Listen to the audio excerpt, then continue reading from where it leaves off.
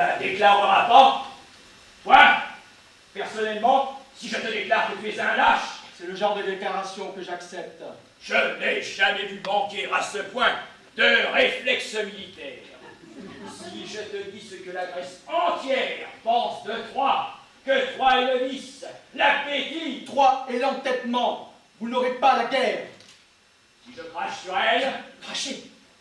Si je te frappe, toi son prince, frappez. Si je frappe en plein visage, le symbole de sa vanité et de son faux honneur, essayez. Voilà. Si madame est ta femme, madame peut être fière. Je la connais. Elle est fière. Quel est ce vacarme? De cet ivrogne, Hector. Il ne veut rien. Il a ce qu'il veut. Que se passe-t-il en Montmartre? Rien. Ne vois rien. Un grec gifle Hector et Hector encaisse. C'est vrai, Hector? Complètement faux. N'est-ce pas, Hélène? Les Grecs sont très menteurs. Les hommes grecs. C'est de nature qu'elle joue plus rouge que l'autre. Oui, je me porte très bien de ce côté-là. Dis la vérité. Il a osé porter la main sur toi. C'est mon affaire. Qui es-tu, brute? Moi, je suis Démocos, second fils d'Akikaos. Second fils d'Akikaos. Enchanté. Dis-moi, cela est-il aussi grave de gifler un second fils d'Akikaos que de gifler Hector? C'est aussi grave, ivrogne! Je suis chef du Sénat! Si tu veux la guerre jusqu'à la mort, tu n'as qu'à essayer! Voilà, je sais! Croyez! Soldats! Aux armes! Aux armes! On a ce besoin! Mon sang! Je crierai! Je mettrai la ville! Tais-toi, je te gifle! Brillard! Tranquille! Venez voir la honte de Troie! Elle a Hector pour visage! Pourquoi ce cri de Mokos? Moi gifler, va te plaindre à Akikaos! Mais qui t'a giflé? Hector! Oyax! Hector! Oyax! Qu'est-ce qu'il raconte? Il est fou! On ne l'a pas giflé du tout! N'est-ce pas, Hélène? Je regardais pourtant bien, je n'ai rien vu. Ces deux joues sont de la même couleur! Les poètes s'agitent souvent sans raison. C'est ce qu'ils appellent leur transe. Il va nous en sortir notre chant national. Tu me le paieras, Hector! Bravo! Du cran! Noble adversaire! Belle gifle! J'ai fait de mon mieux. Excellente méthode aussi! Coup de fixe, poignet piégé, grande sécurité pour carpe et métacarpe. Ta gifle doit être plus forte que la mienne. J'en doute. Tu dois admirablement lancer le javelot avec ce radius en fer et ce cubitus à pivot. 60 cm. Reverence, mon cher Hector. Excuse-moi, je retire mes menaces. Je retire ma gifle. Nous avons des ennemis communs, ce sont les fils d'Akikaos. Je ne me bats pas contre ceux qui ont avec moi pour ennemis les fils d'Akikaos. Ne parlons plus de guerre. Je ne sais pas ce qu'Ulysse commune, mais compte sur moi pour arranger l'histoire. Je t'aime, Hector. Oh, oui, oui, mais ne m'embrasse pas encore tout de suite, veux-tu? Tu as gagné encore ce combat. Fais confiance. Je gagne chaque combat, et de chaque victoire, l'ange s'envole.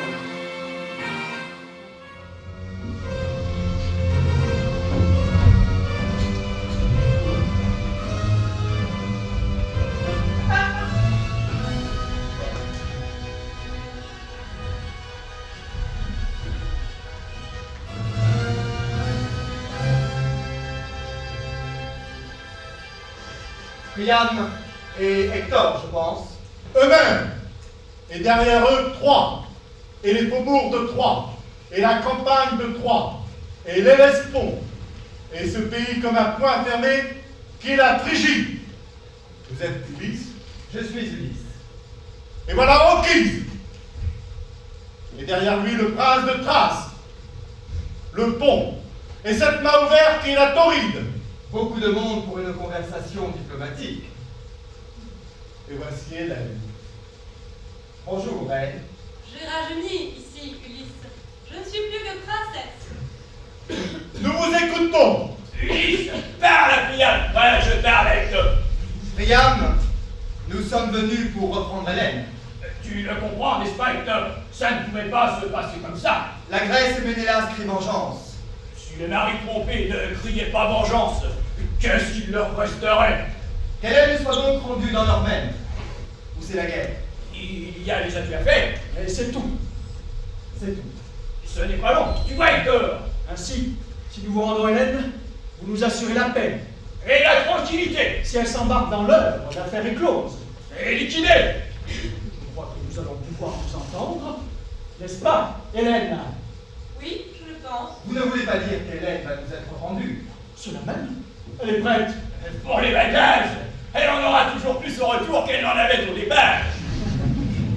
Nous vous la rendons et vous garantissez la paix. Plus de représailles, plus de vengeance. Une femme perdue, une femme retrouvée, et c'est justement la même. Parfait, n'est-ce pas, Ulysse? Pardon, je ne garantis rien. Pour que nous renoncions à toute représailles, il faudrait qu'il n'y eût pas prétexte à représailles. Il faudrait que Ménélas retrouvât Hélène dans l'état même où elle fut ravie. À quoi reconnaîtra-t-il un changement? Un mari est subtil quand un scandale mondial l'a averti. Il faudrait que Paris eût respecté Hélène, et ce n'est pas le cas. Ah non, ce n'est pas le cas. Pas précisément. Et si c'était le cas, Où voulez-vous en venir, Hector? Paris n'a pas touché Hélène. Tous deux m'ont fait leur confidence. Quelle est cette histoire? La vraie histoire, n'est-ce pas, Hélène? Qu'a-t-elle d'extraordinaire? C'est épouvantable. Nous sommes déshonorés. Avez-vous à sourire, Ulysse? Vous voyez sur Hélène le moindre indice d'une défaillance à son devoir? Je ne le cherche pas. L'eau sur le canard marque mieux que la soudure sur la femme. Parle à une reine. Excepté les reines, naturellement. Ainsi, Paris, quand vous avez enlevé Hélène, vous l'avez enlevée nue. Vous-même, je pense, n'étiez pas dans l'eau avec cuissard et armure. Et aucun goût d'elle, aucun désir d'elle ne vous a saisi. Une reine nue est couverte par sa dignité. Elle n'a qu'à ne pas s'en dévêtir. Combien a duré le voyage? J'ai mis 3 jours avec mes vaisseaux, et ils sont plus rapides que les vôtres. Quelles sont ces intolérables insultes à la marine troyenne? Vos vents sont plus rapides, pas vos vaisseaux. Mettons 3 jours, si vous voulez. Où était la reine pendant ces 3 jours? Sur le pont, étendu. Et Paris, dans la une, Étendu près de moi. il lisait près de vous. Il pêchait la dorade, Parfois, il m'éventait. sans jamais vous toucher. Un jour, le deuxième, il m'a baisé la main. La main, je vois le déchaînement de la brute. J'ai cru digne de ne pas m'en apercevoir. Le roulis ne vous a pas poussé l'un vers l'autre. Je pense que ce n'est pas insulter la marine troyenne de dire que ces bateaux roulent. Oh, ils roulent beaucoup moins que les bateaux grecs de tangues. Tanguer nos bateaux grecs, tu prends l'air de tanguer, c'est à cause de leur coût surélevé et de leur arrière qu'on est vide. Ah oui, la face arrogante et le cul plat. Et les 3 nuits, au-dessus de votre couple, les étoiles ont paru et disparu 3 fois. Rien ne vous est demeuré, Hélène, de ces 3 nuits. Si, j'oubliais. Une bien meilleure science des étoiles. Pendant que vous dormiez, peut-être, il vous a prise. Un moucheron l'éveille. Tous deux vous le jurerons, si vous voulez, sur votre déesse Aphrodite. Je leur en fais grâce. Je la connais, Aphrodite. Son serment favori, c'est le parjure. Curieuse histoire, et qui va détruire dans l'archipel l'idée qu'il y avait des Troyens. Que pensait-on des Troyens dans l'archipel? On les y croit moins doués que nous pour le négoce, mais beau et irrésistible. Poursuivez vos confidences, Paris. C'est une intéressante contribution à la physiologie. Quelle raison a bien pu vous pousser à respecter Hélène quand vous l'aviez à merci? Je l'aimais. Si vous ne savez pas ce que c'est que l'amour, Ulysse, n'abordez pas ce sujet-là. Avouez, Hélène, que vous ne l'auriez pas suivi si vous aviez su que les Troyens sont impuissants. C'est une honte. Dans le muselle. Amène ta femme et tu verras. Et ta grand-mère? Je me suis mal exprimé. Que Paris, le bon Paris, fut puissant. Est-ce que tu vas parler, Paris? Vas-tu nous rendre l'arrivée du monde? Hector! Vois comme ma situation est désagréable. Tu n'en as plus que pour 1 minute. Adieu, Hélène. Et que ta vertu devienne aussi proverbiale qu'aurait pu l'être ta facilité. N'aie pas d'inquiétude. Les siècles vous donnent toujours le mérite qui est le vôtre. Paris l'impuissant. Beau surnom. Hector! Vous pouvez embrasser, Hélène, pour une fois. Est-ce que vous allez supporter cette farce, commandant? Tais-toi, c'est moi qui commande ici. Ben, vous commandez mal. Nous, les gardiens de Paris, nous en avons assez. Je vais le dire, moi, ce qu'il a fait à votre reine. Il se sacrifie sur l'ordre de son frère. Moi, j'étais officier de bord. J'ai tout vu. Tu t'es trompé! Vous pensez qu'on trompe l'œil d'un marin troyen? À 30 pas, je reconnais les mouettes borgnes. Tiens, mon côté en vitesse. Il était dans la lune, celui-là. Il a tout vu d'en haut. Moi, ma tête passait de l'escalier des soutes. Elle était juste à leur hauteur. Comme un chat devant un lit. Faut-il le dire aux Troyens? Silence! Il n'y avait pas 2 minutes qu'ils étaient à bord. N'est-ce pas, Oupinès? Le temps d'éponger la reine et de refaire sa reine. Vous pensez si je la voyais, la reine, du front à la nuque de là-haut. Et il nous a tous envoyés dans la cale. Excepté nous deux qui n'a pas vu. Et sans pilote, le navire filait droit nord, et sans vent, la voile était franc grosse. Et dans ma cachette, quand j'aurais dû voir la tranche d'un seul corps, toute la journée j'ai vu la tranche de 2. Un pain de sel sur un pain de blé. Des pains qui cuisaient, qui levaient, de la vraie cuisson. Et moi, d'en haut, j'ai vu plus souvent un seul corps que 2. Tantôt blanc, comme le dit Gabier, tantôt doré, à 4 bras et 4 jambes. Voilà pour l'impuissance. Et pour l'amour moral, peut-être. Pour la partie affection. Dis ce que tu entendais de ton tonneau. Les paroles des femmes montent, celles des hommes s'étalent. Je dirais ce que disait Paris. Elle appelait sa perruche, sa chatte. Lui, son puma, son jaguar. Ils intervertissaient les sexes. C'est de la tendresse, c'est bien connu. Tu es mon être, disait-elle aussi. Je t'étreins juste comme un être, disait-elle. Et toi, mon boulot, lui disait-il. Oh, mon boulot, frémissant. Je me rappelle, mon boulot, c'est un arbre russe. Et j'ai dû rester jusqu'à la nuit dans la une. On a faim et soif là-haut, et le reste... Et quand il se désenlaçait, il se léchait du bout de la langue, à ce qu'il se trouvait salé. Quand ils se sont mis debout pour aller enfin se coucher, ils chancelaient. Voilà ce qu'elle aurait eu, ta Pénélope, avec cette impuissance. Bravo, gloire à Paris! Gloire à Paris, rendons à Paris ce qui revient à Paris. Il mente! N'est-ce pas, Hélène? Hélène écoute, charmée. J'oubliais qu'il s'agissait de moi. Ces hommes ont de la conviction. Ose dire qu'il ment, Paris. Dans le détail, quelque peu. Ni dans le gros, ni dans les détails. Vous contestez vos expressions d'amour, commandant. Vous contestez le mot puma. Pas spécialement le mot puma. Le mot boulot, alors. Eh, je vois. C'est le mot boulot frémissant qui vous offusque. Tant pis, vous l'avez dit. Je jure que vous l'avez dit. D'ailleurs, il n'y a pas à rougir du mot boulot. J'en ai vu des bouleaux frémissants l'hiver le long de la Caspienne. Et sur la neige, avec leurs bagues d'écorce noire qui semblaient se barrer dans le vide. On se demandait ce qui portait les branches. Et j'en ai vu en plein été, dans le chenal près d'Astrakhan, avec leurs bagues d'écorce blanche, comme celles des beaux champignons, juste au bord de l'eau, mais aussi dignes que le sol et mollasse. Quand vous avez dessus un de ces gros corbeaux gris et noirs, tout l'arbre tremble, plie à placer, Je lui lançais des pierres. Jusqu'à ce qu'il s'envolât. Et les feuilles me parlaient et me faisaient signe. Et les voir frissonner en or par-dessus, en argent par-dessous. Vous sentez le cœur plein de tendresse. Moi, j'en aurais pleuré. N'est-ce pas, Pinès? Voilà ce que c'est qu'un boulot. Bravo!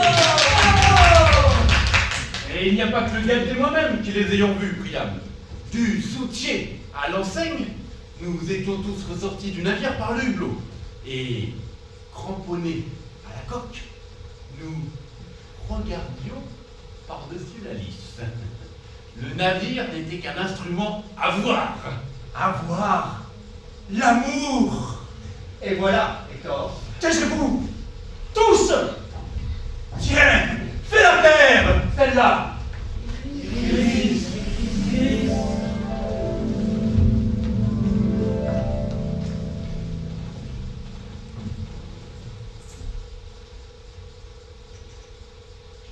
Aphrodite qui t'envoie? Oui, Aphrodite. Elle me charge de vous dire que l'amour est la loi du monde. Tout ce qui double l'amour devient sacré, que ce soit le mensonge, l'avarice ou la luxure. Que tout amoureux, elle le prend sous sa garde, du roi au berger, en passant par l'entremetteur. J'ai bien dit l'entremetteur. Sinon, il est ainsi qu'il soit salé. Et qu'elle vous interdit à vous deux, Hector et Ulysse, de séparer Paris d'Hélène, où il y aura la guerre. Merci. Et de Pallas? Aucun message? Oui. Pallas me charge de vous dire que la raison est la loi du monde. Tout être amoureux, vous fait-elle dire, déraisonne. Et elle vous demande de lui avouer, franchement, s'il y a plus bête que le coq sur la poule, et la mouche sur la mouche. Non, elle n'insiste pas. Et elle vous ordonne, à vous, Hector, et à vous, Ulysse, de séparer Hélène de ce Paris au poil frisé, où il y aura la guerre. Merci. Mon fils, ce n'est ni Pallas ni Aphrodite qui règle sur l'univers. Que nous commande Zeus dans cette incertitude? Zeus, le maître des dieux, vous fait dire que ceux qui ne voient que l'amour dans le monde sont aussi bêtes que ceux qui ne le voient pas. La sagesse vous fait dire Zeus, le maître des dieux. C'est tantôt de faire l'amour et tantôt de ne pas le faire. Les prairies, semées de coucous et de violettes, à son humble et impérieux avis, sont aussi douces à ceux qui s'étendent l'un sur l'autre qu'à ceux qui s'étendent l'un à côté de l'autre. Soit qu'ils lisent, soit qu'ils soufflent sur la sphère aérée du pissenlit, soit qu'ils pensent au repas du soir, ou à la République. Il s'en rapporte donc à Hector et à Ulysse, pour que l'on sépare Hélène de Paris, tout en ne les séparant pas. Et il ordonne à tous les autres de s'éloigner et de laisser face à face les négociateurs. Que ceux-là s'arrangent pour qu'il n'y ait pas la guerre. Ou alors, il vous le jure, et il n'a jamais menacé en vain. Il vous jure qu'il y aura la guerre. À vos ordres. Ulysse. À vos ordres.